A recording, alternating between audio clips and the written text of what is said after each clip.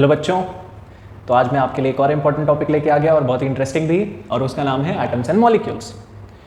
हालांकि ये class 9th का चैप्टर है, लेकिन हमारे class 9th, class 10th, class 11th, class 12th इन सब के लिए ये चैप्टर काफ़ी ज़्यादा महत्वपूर्ण बन जाता है। अब इसमें हम क्या क्या चीज़ें पढ़ने वाले हैं, हम जल्दी जल्दी शुरू करते हैं, ठीक है।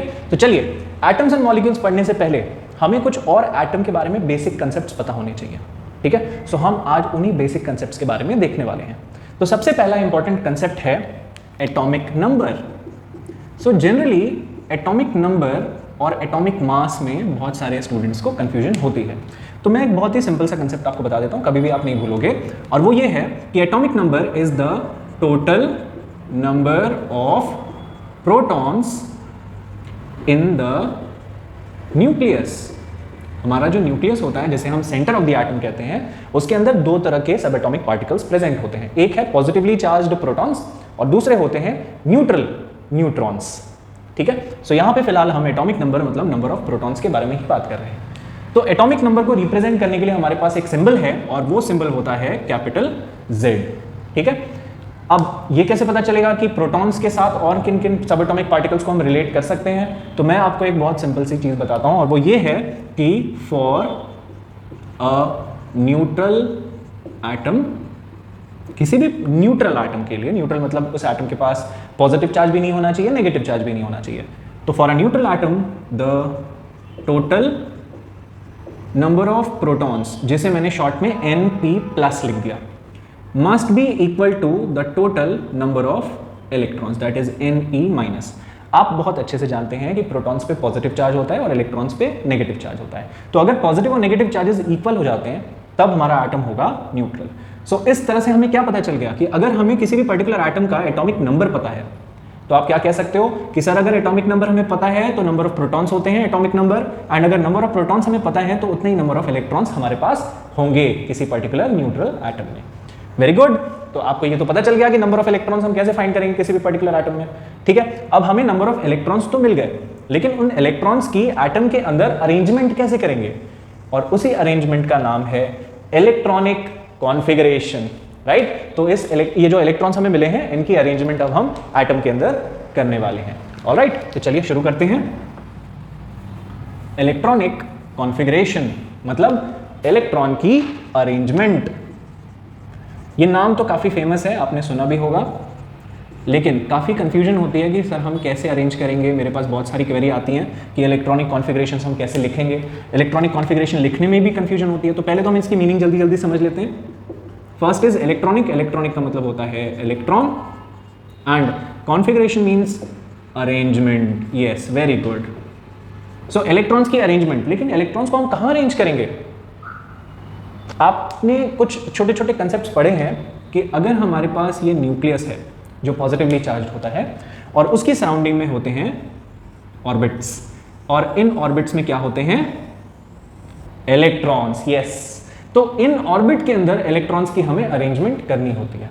सो इस पर्टिकुलर ऑर्बिट में ये या फिर ये या फिर ये, किसी भी पर्टिकुलर ऑर्बिट में, फर्स्ट, सेकंड, थर्ड, फोर्थ, किसी भी ऑर्बिट में हम इलेक्ट्रॉन्स को कैसे अरेंज करेंगे, उसके लिए नील बोर एंड बरी ने बहुत ही अच्छा कंसेप्ट बताया हमें, और उस कंसेप्ट को मैं आपको अभी एक्सप्लेन करने वाला हूं। तो पहले तो ये समझ लीजिए बेटा कि जो भी न्यूक्लियस से सबसे क्लोजेस्ट ऑर्बिट होता है उसे हमने रिप्रेजेंट किया K शेल से, then L and then M, और इसके आगे एक और ऑर्बिट आएगा, that is the fourth orbit, जिसे हमने रिप्रेजेंट किया N से।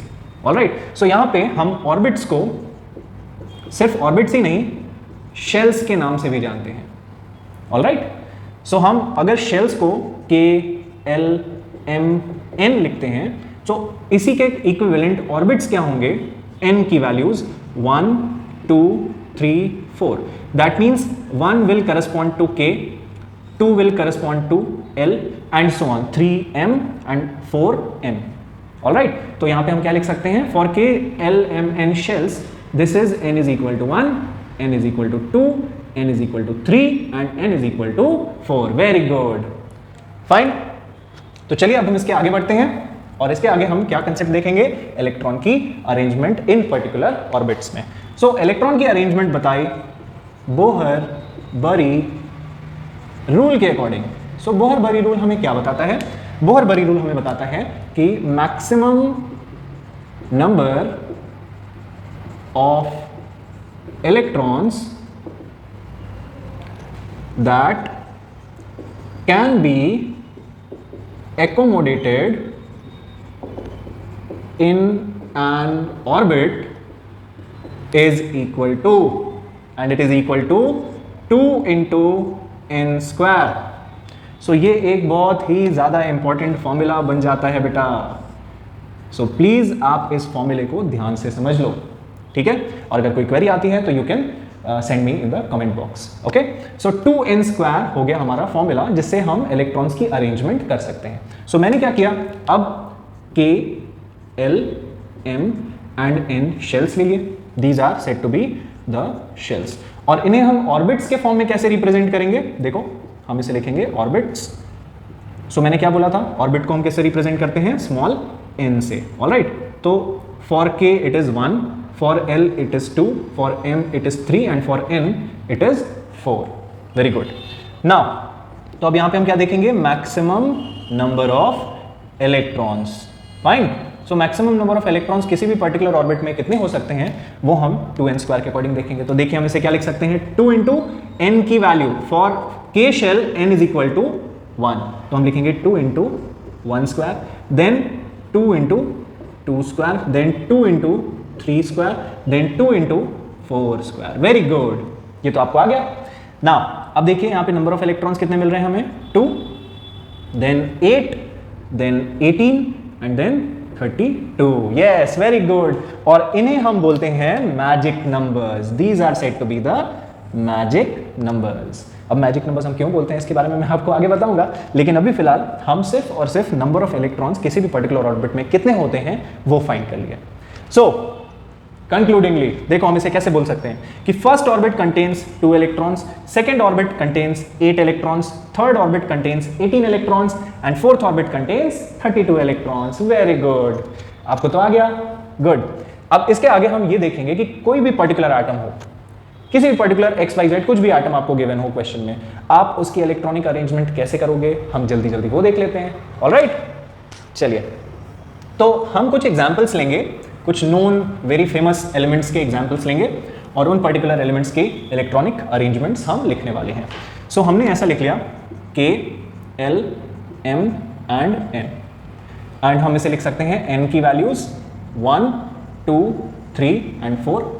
अब हम कुछ एलिमेंट्स लेते हैं यहाँ पे. लेटस से हमने एलिमेंट लिया कार्बन, एटॉमिक नंबर 6.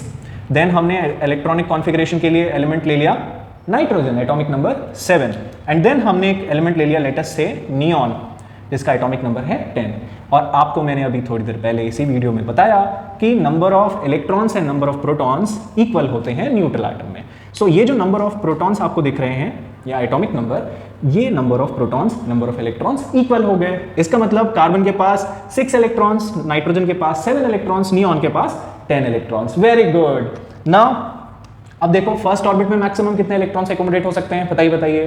2. करेक्ट. तो हमने यहाँ पे 2 एकोमोडेट कर दिया. इसके पास टोटल कितने थे, 6, जिसमें से हमने 2 एकोमोडेट कर दिया, तो बचे कितने, वेरी गुड, 4. तो वो जाएंगे सेकेंड ऑर्बिट में. ऑलराइट. फिर नाइट्रोजन कंटेन्स 7 इलेक्ट्रॉन्स, जिसमें से 2 हमने फर्स्ट ऑर्बिट में एकोमोडेट कर दिया, तो बाकी कितने बचे, वेरी गुड, 5. तो 5 इलेक्ट्रॉन्स हम कहाँ पे अरेंज करेंगे, सेकेंड ऑर्बिट में. Very good. Now neon 10, that means 2 and then यहाँ पे क्या होगा, करेक्ट 8. तो इस तरह से हमें यह पता चल गया कि carbon contains 4 electrons in the outer most orbit, nitrogen contains 5 electrons in the outer most orbit and neon contains 8 electrons in the outer most orbit. इसी पर्टिकुलर पॉइंट पे मैं आपको एक और इंपॉर्टेंट कंसेप्ट बता देता हूं, तुरंत आपको समझ में आ जाएगा, जिसमें बहुत ज्यादा कंफ्यूजन होती है स्टूडेंट्स को, और वो होती है वैलेंसी. हम वैलेंसी कैसे फाइंड करते हैं. सो अब सोचो फर्स्ट ऑर्बिट में मैक्सिमम कितने इलेक्ट्रॉन्स एकोमोडेट हो सकते हैं, बताइए जल्दी जल्दी. 2. करेक्ट. और सेकेंड ऑर्बिट में मैक्सिमम कितने हो सकते हैं, 8.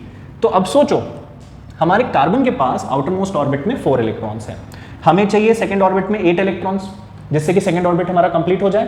तो 4 इलेक्ट्रॉन्स में कितने और इलेक्ट्रॉन्स हम ऐड करें कि 8 इलेक्ट्रॉन्स हो जाए, यस 4.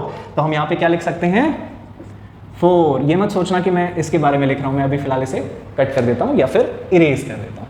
ऑलराइट. नाउ अब सोचो, nitrogen contains 5 electrons in the outer most orbit और इसे 8 इलेक्ट्रॉन्स कंप्लीट करने के लिए कितने इलेक्ट्रॉन्स की रिक्वायरमेंट है? यस, 3। Very good.